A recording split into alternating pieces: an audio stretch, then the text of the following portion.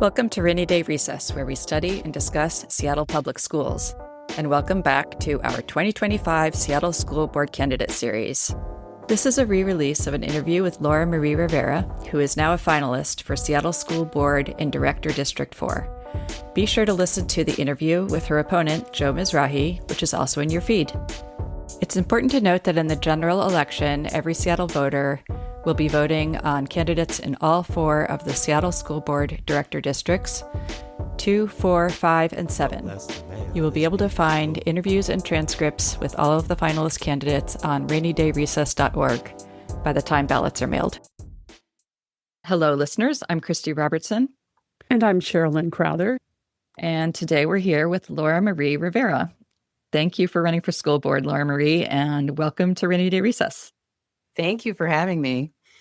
So we are going to start off with a lightning round, and this section is meant to help listeners just get to know you quickly. We'll ask a mix of quick answer and yes/no questions, so keep your answers brief. And we'll start with, what are your name and pronouns? My name is Marie Rivera, and I use she, her, hers pronouns.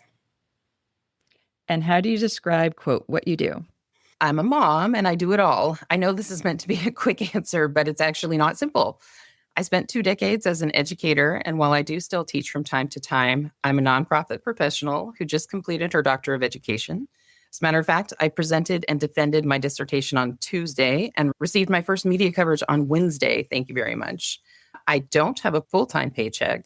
I have 4 kids, and I spend my time working with and advocating for the causes and organizations that I care about. So, of course, this includes education and the arts. And it also includes founding my own nonprofit to further my doctoral research. It's a first-of-its-kind study examining the intersection of motherhood and leadership. We got nearly 1,000 responses, and mothers everywhere deserve to see the incredible results. And the people who are not mothers really need to see these results. Which director district are you running for, and what neighborhoods does it encompass?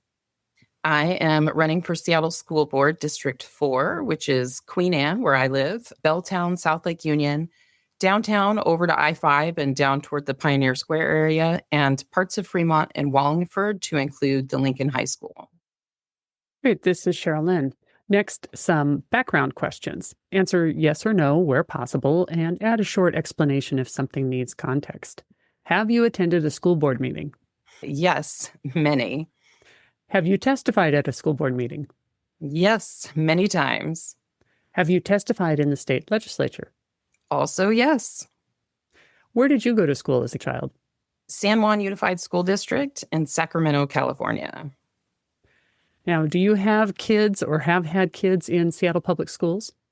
Yes, I have 4 children, 2 recent SPS grads, and my twins are in elementary school. Have you worked in education? Yes, I have. Have you been in a union? Yes, and as a matter of fact, I joined my first of 4 unions in the last century. Have you been on a board? Yes, several. And have you ever worked with a large budget? Yes, and large budget is a relative term, but they all come down to the same thing. A budget is a moral document, and we need to be mindful of the very human impact that each line item represents. A large budget doesn't scare me, but the large deficit does cause me some very real concerns. Now for some quick take questions. Who is an educational leader you admire? Geena Davis. And can I tell you why? Yes. Most people know her as an Academy Award-winning actress and even as an Olympian, but I really appreciate her role as the founder of the Geena Davis Institute on Gender in Media. Their work on representation in media has been really important, and the way they tell the stories, or educate, if you will, has made a huge difference. It took 20 years to get from 11% female lead characters in family TV and films to reaching gender parity in 2024. There is obviously still a ton of work to do in other entertainment genres and additional types of representation. But you asked about an educational leader, and that kind of creativity and flexibility to think outside the box is exactly what I think SPS needs. Who is a school board director you're looking forward to working with? Liza Rankin. She's been on the board for a while and knows a lot of people and a lot of history. And I've heard many people that like to draw similarities between the two of us. I'm guessing because they apparently think that all theater people or all neurodivergent people are the same. I like Liza as a person, but we don't see eye to eye on a lot of things. And I think that's okay. I'm also hopeful that the differing viewpoints will lead to stronger solutions for our kids. We have 4 seats on the ballot this year, and we have got to make a change. What's one education policy you strongly support? I strongly and proudly support the SPS non-discrimination policy, and I need to add that this is a really good example of a policy that sounds good but doesn't always work in practice. So this shows up in a myriad of ways, and the fact that our current board members have decided to remove themselves from any day-to-day operations or responsibilities is sad. Where are students and families supposed to go when the policies are not working as they're intended? I've worked with both of you with special education, and I think each of us has experienced this breakdown. And even with our level of education and privilege, we've not been able to get what our students need from the schools or the district, and this has to change. And there'll be another chance to talk about that in the main questions. Do you see the school board role more as a trustee with a duty to the institution, or as an elected representative role accountable to voters? Both. And I guess I sort of answered that in the other question, but the trustee 30,000-foot perspective is a good goal to have. But the truth is, in reality, our students are individuals and they need some flexibility. So when these systems are not working, the board does need to do their part to facilitate a response and solve the problem. What's one thing you'd change about the school board immediately? More public engagement and better partnering with communication with the staff. It's unrealistic to think that 7 members could do the customer service role for nearly 50,000 students and 8,000 staff members. But our students deserve a system that sees them and actually helps them to succeed.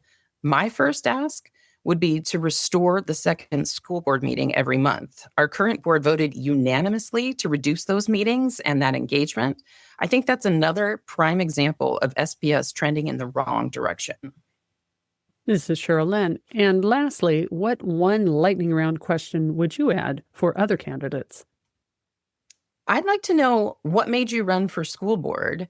You two know me and know that I've been engaged with the district's advocacy and policy for years, but I had never seen or heard from the other D4 candidates when they filed to run for office or for the vacancy that the previous director had to resign. So I'm curious, what made them decide to run all of a sudden? And what's your answer to that question? I am here for the kids, for their education, for their future. Public education truly is their best shot at success, and it's just too important to leave in the hands of a system that's not working. All right. Thanks, Laura Marie. And now we'll move on to the main questions. These focus on institutional change and the role of the board. You'll have up to 2 minutes to answer each one, but don't feel like you have to use all the time. Okay, ready. What does a school board director actually do? The school board directors have a very important, incredible, and often overlooked role. I have had a lot of conversations with people that don't even realize it's an elected office. They have no idea what it does, and they certainly don't realize that these are done by volunteers. So it's something that we need to consider a lot. And one of the things they do is set policy, and our current board has set a goal of removing themselves from the day-to-day activities and working only on the policy level, which is an interesting goal to have, but it doesn't translate to what is happening in our schools, what is happening in our students' lives, and even with the educators and staff. I would like to see the school board be a lot more flexible. That includes looking at that board level policy setting goals, and it also includes looking at each individual student and how they are reaching those goals or not reaching those goals, and what it is we can do both in policy and in practice to make sure that each of our 50,000 students is a success. And what do you think the board should focus on most when it comes to finding the next superintendent?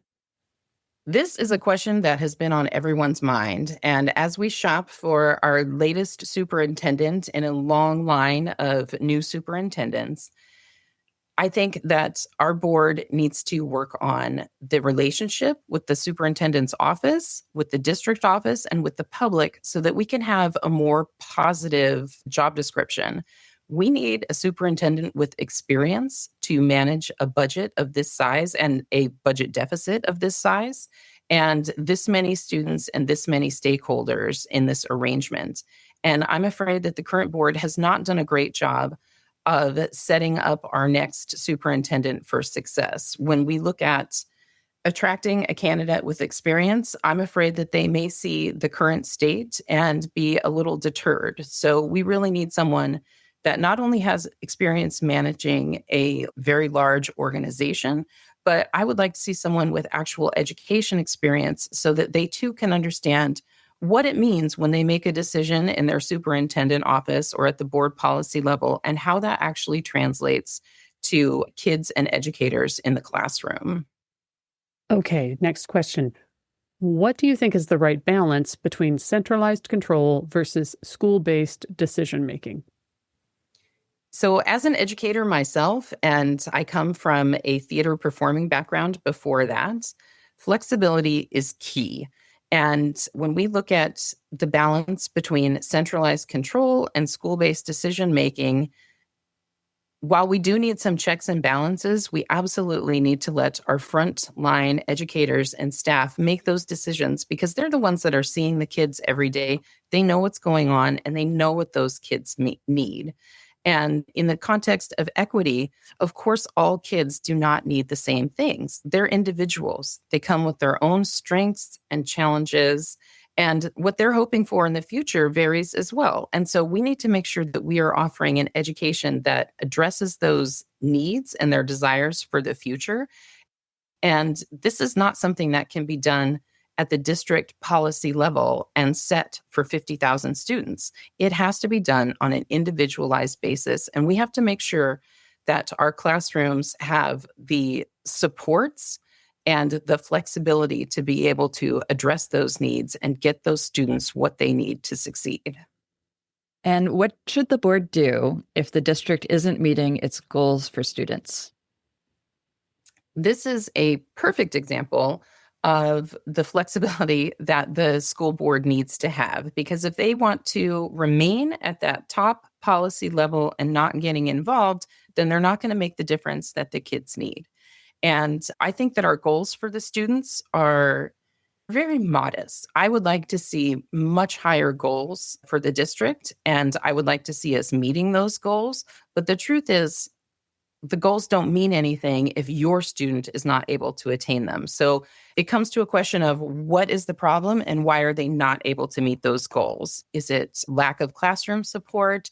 Is it lack of a school breakfast in the morning? Is it because there's an undiagnosed learning disability? What is it that the child needs? And you have to step down to the individual level to figure out what the child needs and help them meet their goals. Because when we have a percentage of kids that are meeting or not meeting the standards, that's fine. Maybe we want to see that improved, but it doesn't matter to the individual. Each individual child needs to meet those standards and have their best chance at success in the future.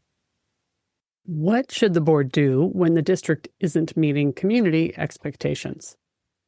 This is another one of those questions where the school board is in that real limbo space.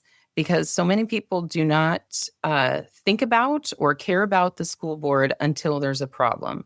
So all of a sudden, when the district isn't meeting those community expectations, what can or what should the board do to make the difference? And I go back to community engagement. Engagement and communication is something that SPS has been talking about the entire decade that I have lived in Seattle. And, even coming down to the last time we revamped the website, there's a lot of information on that website. But then when they go and revamp it, it crashed on the very first day. And so there's a lot of thought that needs to go back into those communications, but it's really more about the engagement. And I think that reducing the public engagement was a mistake, and we need to fix that. But also we need to think about that engagement, because when we have a task force and we have community members that are dedicating their time and talents for months on end, and then they go and ignore the exact recommendations of the task force, it's not serving anyone. It's not serving the community, and it's not even serving the board. So we need to be a lot more thoughtful about how we approach it and what we do with it. Thanks. And the last question here is, what's something you want voters to take away about your approach to being a school board director? Well, first of all, there are 4 school board seats on the ballot this year, and this is important. It's important to vote, to use our voices, because this is our opportunity for change. The primary ballots are due back on August 5th, and only the people in those districted zones will vote on their primary director. But the November general election is citywide for school boards, so we need everyone to vote all the way down their ballots in this election and in every election. I truly believe that if we had been prioritizing education, our country wouldn't be in the state that it's in today. And I really appreciate you taking the time to do this and all of the work that you do for our schools and for the city. And I'm happy to answer questions and talk to more people. They can find my schedule at votelauramariee.com. Oh, and if I could add one more thing, I'd ask parents and community members to get involved. I know things can seem overwhelming, especially in today's political environment, but there are things that we can do: working together, advocating, listening to other points of view, supporting the causes and candidates that we believe in. I had never run for office until I did. I had never testified at a school board meeting until I did. I had never taught in a classroom until I did. So new things can be different or intimidating, but they can also be amazing and empowering. I encourage everyone to get out there and reach out if you need help finding a place to start. There are lots of folks out there that will be happy to have your support or help you find a place to dedicate your talents. You can find me at votelauramariee.com. Great. Thank you so much for being here today, Laura Marie Rivera. We really appreciate you taking the time to share your thoughts with us and with Seattle voters, and good luck with your campaign. Thank you, Christy. Thank you, Sherilyn. Ballots will be mailed on October 15th and must be returned by November 4th. This is Christy Robertson. And I'm Sherilyn Crowther. And thanks for listening to Rainy Day Recess.